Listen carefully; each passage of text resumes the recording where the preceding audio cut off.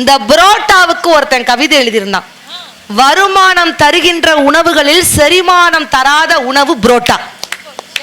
இது சுண்டி இழுக்கும் ஆனா அண்டி போகாதே. இதனை புரோட்டா என்பர் சிலர், பரோட்டா என்பர் சிலர்.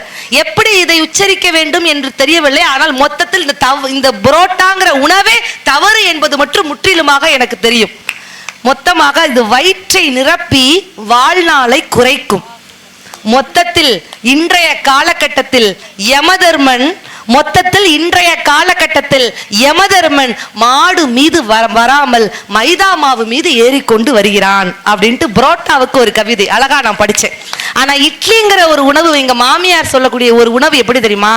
அன்னை ஊட்டிய அமிர்தம் நீ, வெண்பஞ்சு மேகம் நீ. இட்லி அன்னை ஊட்டிய அமிர்தம் நீ, வெண்பஞ்சு மேகம் நீ. மருத்துவர் பரிந்துரைக்கும் மகத்தான உணவு நீ. தக்காளி சட்னியுடன் சேர்ந்ததால் தங்கம் நீ, தங்கம் தாத்தா. தக்காளி சட்னியுடன் சேர்ந்ததால் தங்கம் நீ. புதினா சட்னியுடன் சேர்ந்ததால் புதினம் நீ. தேங்காய் சட்னியுடன் சேர்ந்ததால் தேவாமிர்தம் பெற்றாய் நீ. மொத்தத்துடன் தென்னிந்தியாவோட சூப்பர் ஸ்டாரே நீதான் அப்படின்னு சொல்லிட்டு இட்லிக்கு ஒரு கவிஞன் எழுதினா அப்படின்னு சொன்னா, அப்படிப்பட்ட உணவு நீங்க கொடுக்குறீங்களா அப்படின்னு சொல்லிட்டு உணவை பத்தி, நல்ல ஒரு ஆரோக்கியத்தை பத்தி, அடுத்த தலைமுறை ஒழுக்கத்தை பத்தி சொல்லி கொடுக்கறதெல்லாம் மாமியார் தான்.